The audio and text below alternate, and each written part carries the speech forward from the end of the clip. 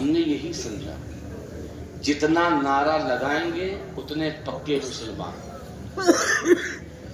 جتنے لمبے نعرے لگائیں گے اتنے پکے مسلمان۔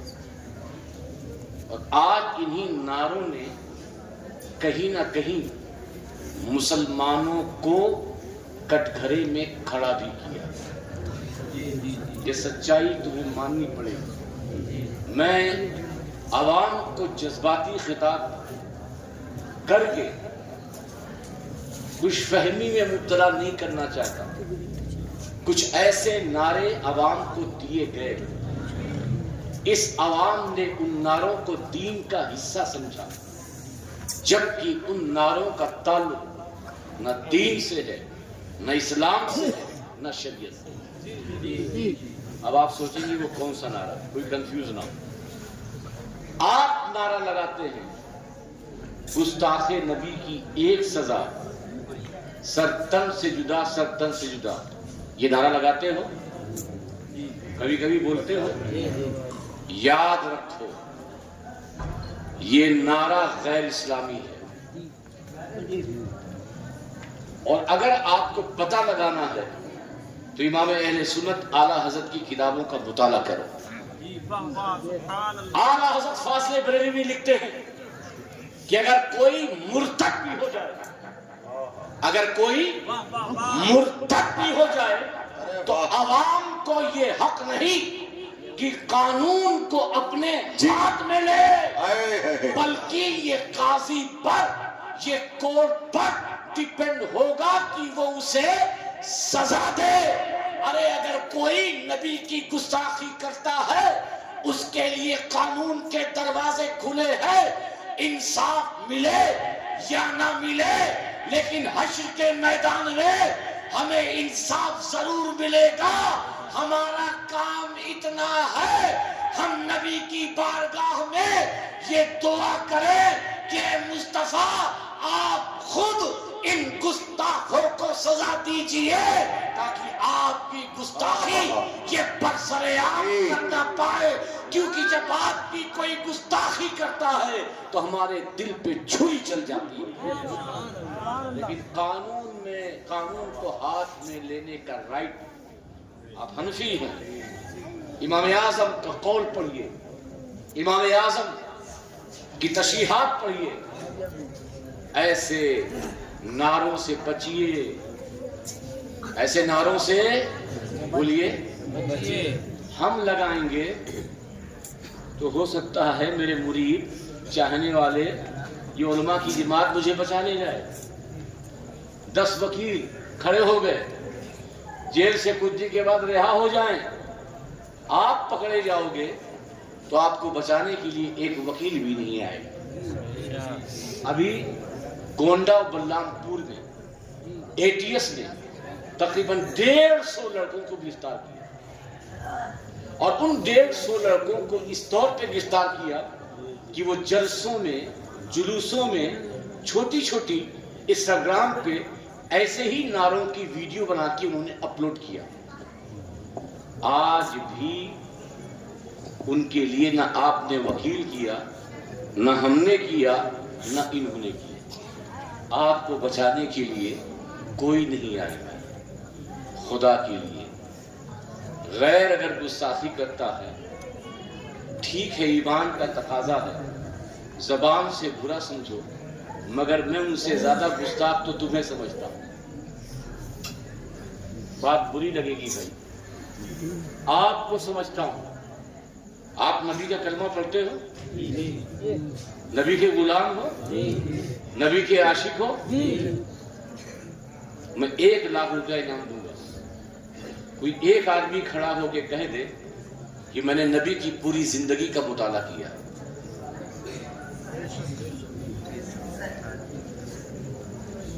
شرم کرو، جس نبی کا تم کلمہ پڑھتے ہو، جس نبی کے نام پہ مرنے اور مٹنے کی بات کرتے ہو، جس نبی کے نام پر گردنیں کٹانے کے لیے تیار ہو، کیا کبھی تم نے اس نبی کی زندگی کو دیکھا ہے؟ فتح مکہ کے وقت نبی کی زندگی کیا تھی؟ جب پڑھو گے تب معلوم ہوگا۔ صلح حدیبیہ کے وقت مصطفیٰ کا کردار کیا تھا؟ جب پڑھو گے تب معلوم ہوگا. ہجرت کی میثاق مدینہ کیسے ہوا، کیوں ہوا، کس طرح سے ہوا، میثاق مدینہ کیا تھا؟ جب تم نبی کی زندگی پڑھو گے تب پتہ چلے گا. جب اعلان نبوت سے پہلے کافروں کے ساتھ، غیر مسلموں کے ساتھ میرے آقا نے حلف الفضول اٹھایا، جسے آج بھی حلف الفضول کہا جاتا ہے، اور اعلان نبوت کے بعد مصطفیٰ کہتے تھے مجھے وہ زمانہ یاد آتا ہے کہ جب میں نے کافروں کے ساتھ صلح کی تھی، کافروں کے ساتھ میں نے حلف اٹھایا تھا. یہ کب تمہیں معلوم ہوگا؟ جب تم نبی کی زندگی پڑھو گے، نبی کی کتاب زندگی کا مطالعہ کرو گے، نبی کی سیرت پڑھو گے، نبی کا کردار پڑھو گے. ارے نبی کا کلمہ پڑھنے والوں، نبی کے نام پہ نعرہ لگانے والوں، نبی کا جھنڈا بلند کرنے والوں، جھنڈا بلند کرنا اچھی بات، نعرہ بلند کرنا اچھی بات، مگر وہ نعرہ تبھی اچھا ہوگا، وہ جھنڈا بلند کرنا تبھی اچھا ہوگا جب تمہارا کردار مصطفیٰ کے کردار میں رنگا ہوا. مگر عرض کر رہا، دیکھیں باتیں یہ اچھی نہیں لگتی، مجھے پتا ہے. باتیں وہ اچھی لگتی ہے جہاں جنت بانٹی جائے. باتیں وہ اچھی لگتی ہے کہ دونوں جیب میں جنت لے کے آؤں کہ یہ پڑھ لیجئے جنت ملے گی، یہ پڑھ لیجئے یہ ملے گا، یہ پڑھ لیجئے کہ وہ ملے گا. مگر آج مسلمانوں کے لیے سب سے بڑی مشکل ہے، اگر مسلمانوں کو صحیح راستہ بتایا جائے، مسلمانوں کو صحیح بات بتائی جائے. میں نے کہا تھا یہ پیغام حق کانفرنس ہے، یہ بات آپ کو کڑوی ضرور لگے گی، مگر آپ اگر نبی کے محب ہونے کا دعویٰ ہے تو آپ عہد کیجئے کہ ہندی ہی میں صحیح مگر مصطفیٰ کی زندگی کی ایک ایک سطر کا مطالعہ ضرور کریں گے. کرو گے؟ بولو کرو گے؟ جی. تو میں کہہ رہا تھا کہ ہماری زندگی نعروں میں گم ہو گئی. کیسے؟ ایک واقعہ سناتا ہوں. ایک مولانا صاحب تھے. کون تھا؟ مولانا صاحب. وہ ٹرین سے سفر کر رہے تھے. ان کا بیٹا اترا پانی لینے کے لیے. اتفاق سے بیٹے کا نام اسلام تھا. کیا نام تھا؟ اسلام. مولانا صاحب کے بیٹے کا نام تھا اسلام. وہ پانی لینے کے لیے گیا. ٹرین چل پڑی. ٹرین چل پڑی. تو مولانا صاحب نے کہا بیٹے کو آواز دے دوں تاکہ اسے معلوم ہو جائے کہ ٹرین چلنے لگی. کہا اسلام. اتفاق سے اسٹیشن پر جتنے بھی لوگ کھڑے تھے سب سنی تھے. جیسے ہی مولانا صاحب نے کہا اسلام، سنی عوام نے نعرہ لگایا زندہ باد. کیا لگایا؟ زندہ باد. مولانا صاحب نے سوچا کہ میری آواز میرے بچے تک تو نہیں پہنچ پائی، اور تیز سے نعرہ لگایا، کہا اسلام. تو وہاں پہ سنی مسلمانوں نے سمجھا کہ شاید یہ جو نعرے کا ہم نے جواب دیا ہے اس سے ایوان باطل میں زلزلہ نہیں آیا، اب وہ نعرے کا جواب لگائیں گے جس سے ایوان باطل میں زلزلہ آ جائے. کہا زندہ باد. اب مولانا صاحب پریشان ہو گئے. ٹرین آگے بڑھنے لگی. سوچا کہ ان حل کے نام لینے سے میرے بیٹے تک کے کانوں تک آواز نہیں جائے گی. اور بلند آواز سے نام لیا، کہا اسلام. سارے اسٹیشن پر سنی مسلمانوں نے کہا اوہ ابھی تو اسٹیشن ہلا ہی نہیں ہے. کہا زندہ باد. اسلام پانی بھرتا رہا. ٹرین چل گئی اور وہ اسلام آپ کے نعروں میں گم ہو گیا. سمجھیے؟ ٹرین بڑھ گئی، وہ اسلام پانی بھرتا رہا، آپ کے نعروں میں اسلام. مسلمانوں بس سوچو کہیں ہمارے جن اعمال کو ہم کر رہے ہیں کہیں اسلام کو چھپا تو نہیں رہے، کہیں اسلام سے دور تو نہیں جا رہے، کہیں اسلام کو چھوڑ تو نہیں رہے ہیں، کہیں اسلام کو چھوڑ کر آگے تو نہیں بڑھ رہے ہیں.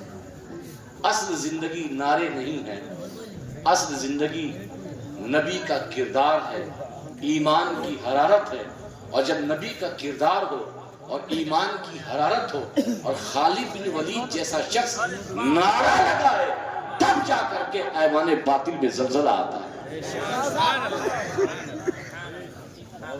تمہاری ان نعروں سے کچھ ہونے والا نہیں۔ جب محمد بن قاسم، موسیٰ بن نصیر، طارق بن زیاد نعرے لگاتے ہیں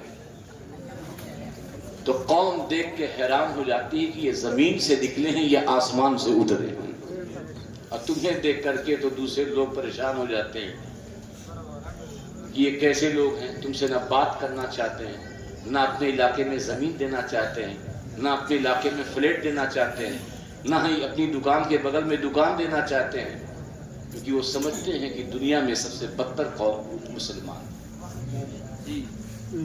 اگر تم جیسے مذہب سب سے اچھا ہے، مسلمان بھی سب سے اچھا بننا چاہتے ہو، تو تمہارے لیے نبی کی زندگی پیش نظر ہے، اس پہ عمل کرنا ہوگا۔ مگر ہمارے حالات کیا ہو سکتا ہے یہ بوریت والا موضوع ہو، لیکن یہ آپ کے احساسات کو جھنجھوڑے گا۔ ایک پنجابی تھا، سکھ تھا، وہ گرودوارے میں گولڈن ٹیمپل میں کسی مسلمان بھائی کو لے کے گیا کہ ہمارا گولڈن ٹیمپل دیکھو، تو وہ چپل لے کے ادھر ادھر دیکھ رہا تھا، کہاں میں اتنی چپل رکھوں؟ تو سکھ نے کہا کیا آپ دیکھ رہے ہیں؟ چپل آپ کہیں بھی رکھ دیجئے، کوئی چوری نہیں کرے گا، یہ ہمارا گرودوارہ ہے، آپ کی مسجد نہیں۔ آپ کی مسجد، قسم خدا کی مسلمان ہے۔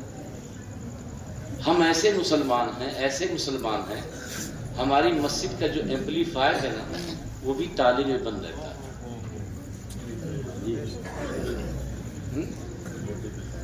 اور یہی نہیں بلکہ جہاں استنجا خانہ ہے وہاں پہ جو لوٹا ہے وہ بھی زنجیروں میں بندھا ہوتا ہے۔ جہاں سب سے زیادہ اللہ کا خوف ہونا چاہیے، جہاں سب سے زیادہ اللہ کی خشیت ہونی چاہیے، وہیں پر مسلمان سب سے زیادہ ڈکیتی اور چوری کرتا ہے۔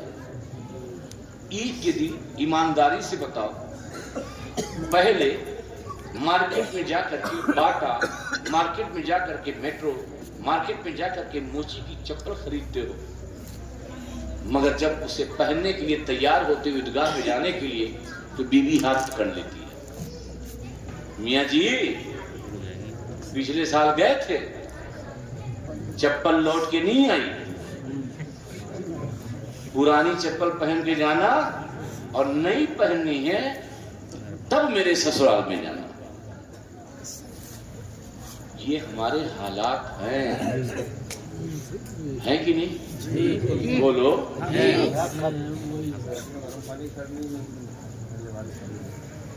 سردی میں ہاں یہ دیکھیے، وہ چھوڑیے ہمارے حال کیا ہے، اگر مسجد کی دکانیں ہوں، مسجد کی دکانیں ہوں اور ایک دکان ہمیں کرائے پہ لینا ہو تو 50 روپے سے کرایہ شروع کریں گے، اور دکانیں لیں گے تو 2000 1 لاکھ کی پگڑی۔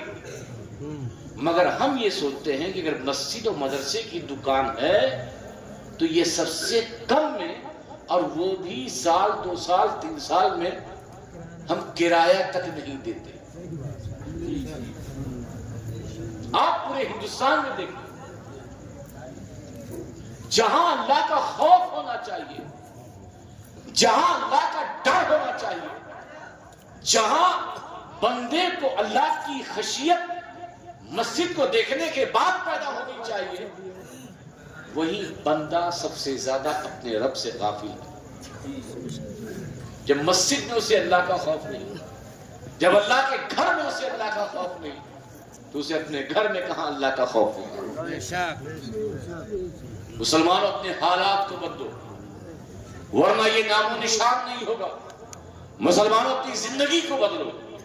آج کے پیغام حق کانفرنس میں تمہیں یہ پیغام دیا جا رہا ہے، تمہارے درمیان یہ ایڈریس کیا جا رہا ہے کہ اپنے آپ کو بدلو، نبی کی زندگی پہ اپنی زندگی گزارو، کہ جس زندگی کو پیش نظر رکھ کے کوئی ابو بکر تھا تو صدیق اکبر بن گیا، کوئی عمر تھا تو فاروق اعظم ہو گیا، کوئی عثمان تھا تو سخا کا پیکر ہو گیا، کوئی علی تھا تو سخاوت کا پیکر ہوگا، شجاعت کا پیکر ہو گیا۔ ارے ان کے در سے لگنے والوں نے ان کی سیرت کو اپنے آلوں کا عالم یہ تھا کہ جن گلیوں سے وہ گزر جاتے انہیں اسلام بتانے کی ضرورت نہیں ہوتی تھی، چہرہ دیکھ کر کے لوگ مسلمان ہو جاتے۔ آج وہ چہرے کہاں گئے؟ آج وہ عمل کہاں گیا؟ آج وہ باتیں کہاں گئی؟ آج وہ سارے معاملات کہاں گئے؟ آج ہمیں اللہ کا حق کہیں نہ کہیں کبھی نہ کبھی جمعہ اور عید کی شکل میں تو یاد ہے، جمعہ ہی پڑھتے ہیں، عیدین ہی پڑھتے ہیں، کسی نہ کسی طریقے سے یاد ہے۔ ابھی ہمارے شاعر اسلام گلوارا کے ماں کے اوپر ایک شعر پڑھ رہے تھے نا، بہت پیسہ گر رہا تھا۔ ہمارے یہاں رواج ہے اماں کے اوپر شعر پڑھو بہت پیسہ، اور جتنے پیسہ دینے والے ہیں جا کے پوچھو ان کی اماں سے، سب سے بڑا نکمہ وہی ہے۔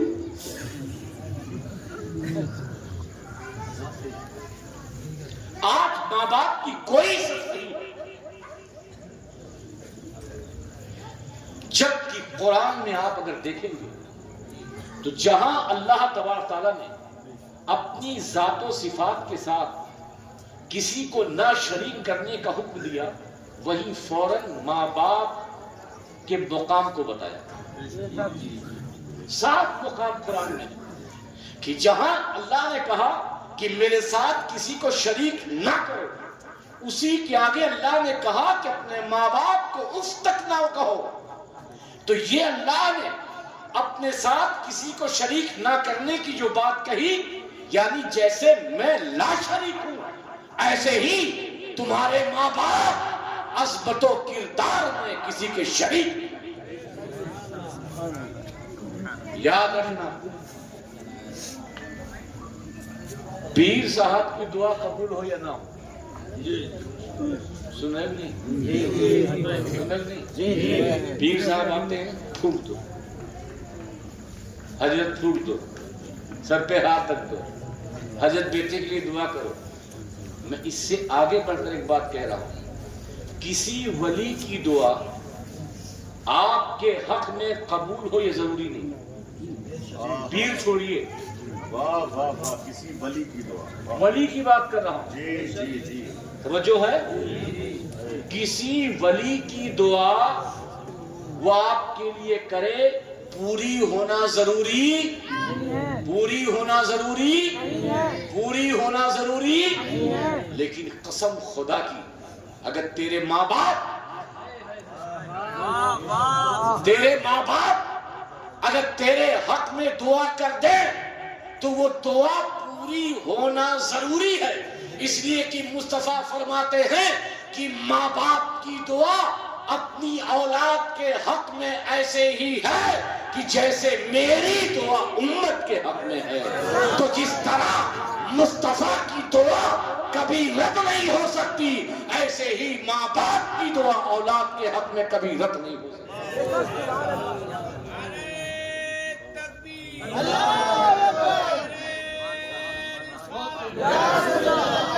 اکبر، زندہ باد زندہ باد، واہ۔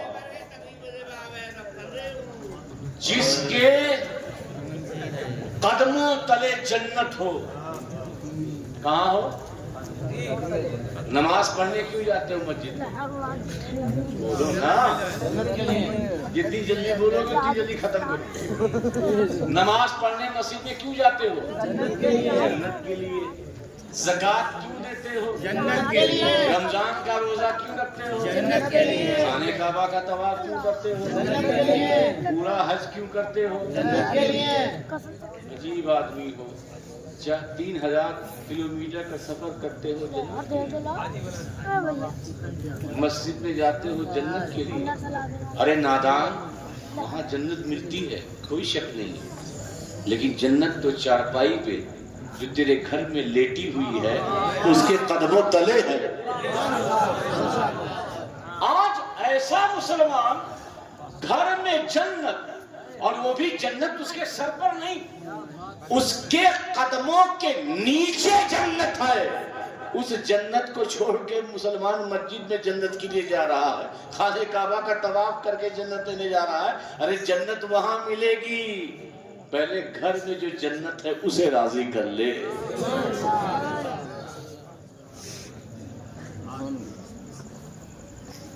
میری بات سن رہے ہو؟ جی ایک سوال کروں, جی ٹھنڈی تو نہیں لگ رہی ہے؟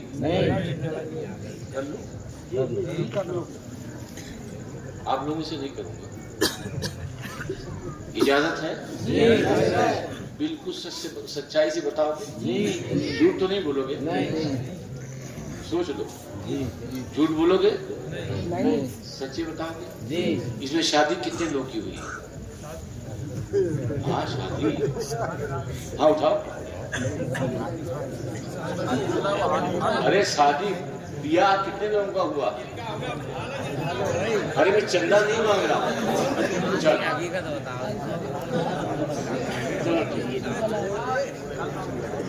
کوئی بات نہیں, خوشی کی ارادے میں.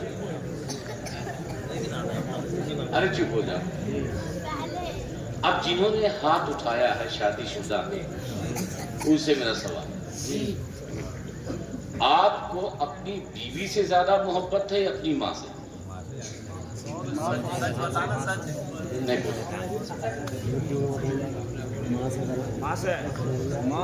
بولیے. کہاں کس سے محبت ہے؟ یہ جتنے لوگوں نے کہا ہے ماں سے محبت ہے, ان سب کو پتا ہے کہ اس کی بیوی یہاں آئی نہیں ہے.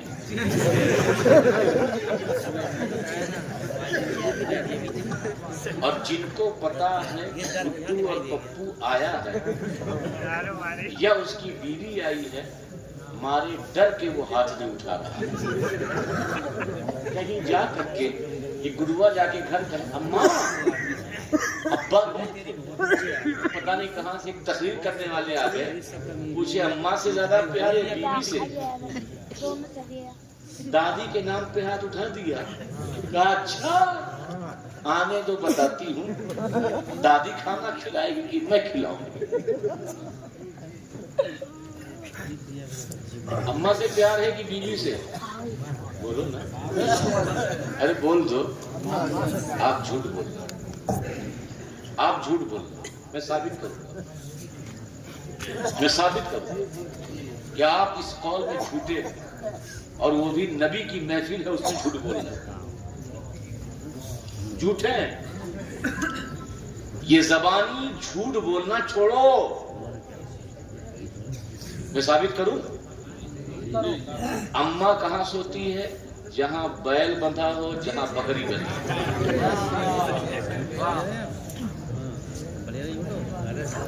اماں وہاں سوتی ہے. جہاں مڑئی ہو وہاں اماں سوتی ہے. ابا وہاں سوتے ہیں بغل میں کتا سوتا ہے تاکہ چور نہ آئے. اور بیوی ڈبل بیڈ کے بستر پر اے سی میں سوتی ہے. ایسا ہے کہ ان میں سے کوئی شادی شدہ بتا دے کہ جس کی اماں اے سی میں سوتی ہے اور بیوی جو ہے مڑائی میں سوتی ہے.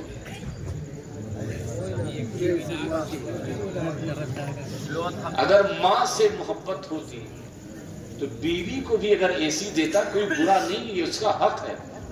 ماں کو بھی ایک کمرہ ایسا دیتا کہ بیڈ اچھا ہوتا, گدا ہوتا, شاندار کمرہ ہوتا, پنکھا لگا ہوتا, اچھے بلب لگے ہوتے, مچھر آئے تو اس کے لیے الاؤٹ ہوتا.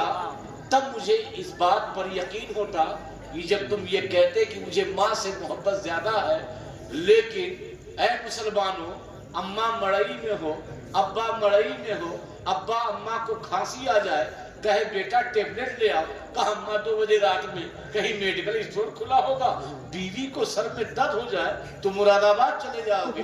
24 گھنٹہ جو میڈیکل اسٹور کھلا ہوتا ہے وہاں سے بام نہیں تو کوئی گولی لے کے آ جاؤ گے. جھوٹ بولتے ہو. مجھے پتا ہے کہ دوبارہ یہاں کی بیویاں مجھے آنے کے لیے کبھی اپنے شوہروں کو پرمیشن نہیں دیں گے،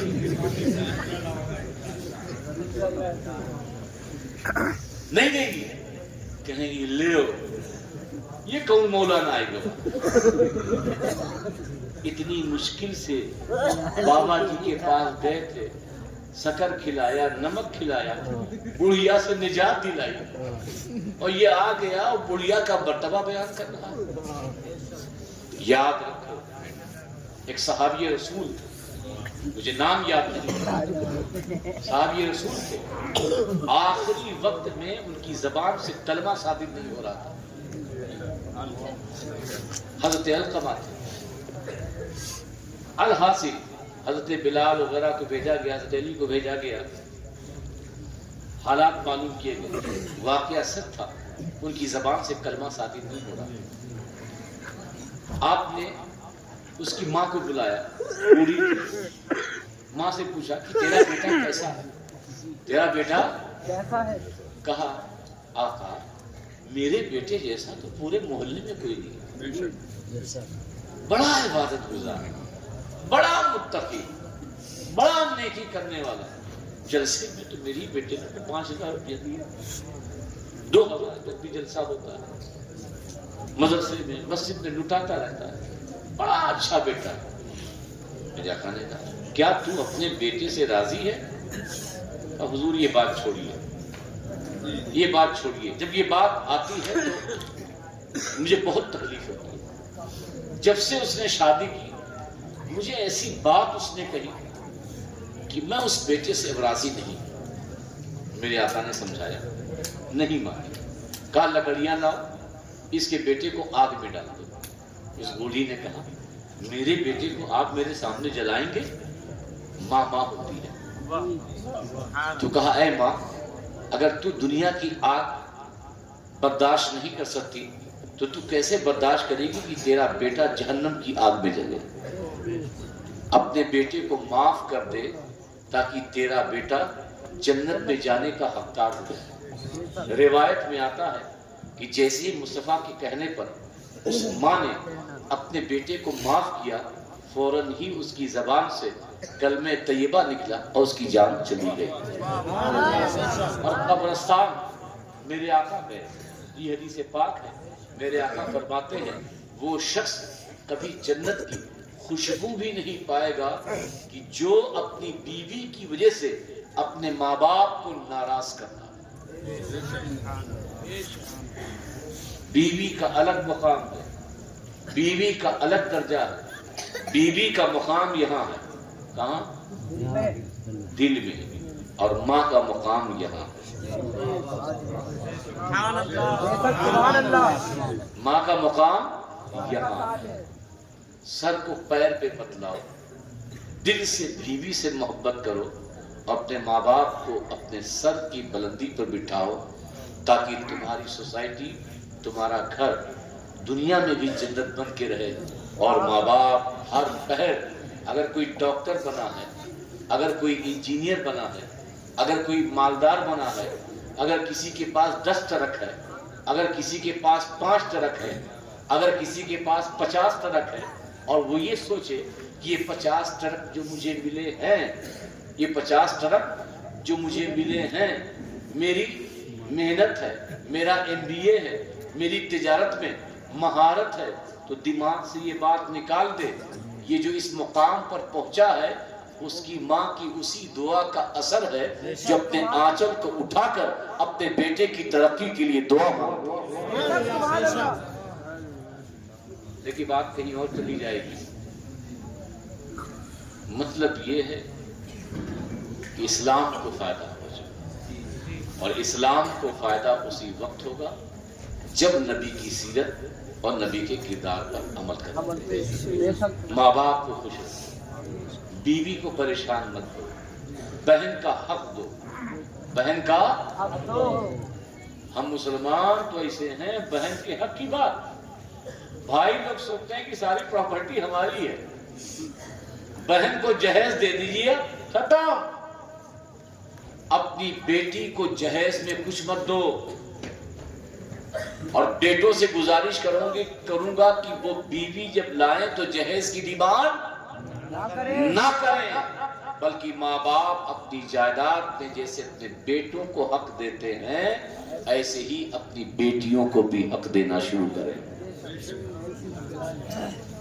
اپنا معاشرہ بدلو، اپنی زندگی کو بدلو، اپنے آپ کو بدلو، ایک سچے مسلمان بنو۔ آخری بات، تم کون ہو؟ مسلمان۔ اتنے ہی، باقی کافر ہیں۔ تم لوگ کون ہو؟ مسلمان۔ کون ہو؟ مسلمان۔ یہ مسلمان ہم نے کہا کہ آپ نے کہا؟ آپ نے کہا جی، میں نے تو کہا نہیں۔ بس مسلمان تم نے جب اپنے آپ کو کہہ لیا تو مسلمان کیسا ہوتا ہے اس پر بھی غور کر لو۔ مسلمان کیسا ہوتا ہے اسے بھی سوچو۔ کیا مسلمان چوری کرتا ہے؟ نہیں۔ کیا مسلمان شراب پیتا ہے؟ نہیں۔ کیا مسلمان جوا کھیلتا ہے؟ نہیں۔ کیا مسلمان ماں باپ کو ستاتا ہے؟ نہیں۔ کیا مسلمان بیوہ کی زمین ہڑپ کرتا ہے؟ نہیں۔ کیا مسلمان پڑوسی کو ستاتا ہے؟ نہیں۔ کیا مسلمان کسی پر ظلم کرتا ہے؟ نہیں۔ کیا مسلمان کسی کو گالی دیتا ہے؟ نہیں۔ جب نہیں دیتا تو تم نے خود اپنے آپ کو مسلمان کہا تو کبھی گالی مت دو، کبھی چغلی مت کرو، کبھی حسد مت کرو، کبھی ماں باپ کو ستاؤ نہیں، کبھی پڑوسی کو نہ ستاؤ، کبھی کسی بیوہ کو مت ستاؤ، کبھی یتیم کو مت ستاؤ، کبھی شراب مت پیو، کیونکہ تم نے اپنے آپ کو مسلمان کہا ہے۔ مسلمان شرابی نہیں ہوتا، مسلمان جواری نہیں ہوتا، مسلمان ماں باپ کو ستانے والا نہیں ہوتا۔ مسلمان جہاں اللہ کو راضی کرتا ہے ایسے ہی مسلمان اللہ کے بندوں کو بھی راضی کرتا ہے۔ وَمَا عَلَيْنَا إِلَّا الْبَلَاغُ۔ السلام علیکم۔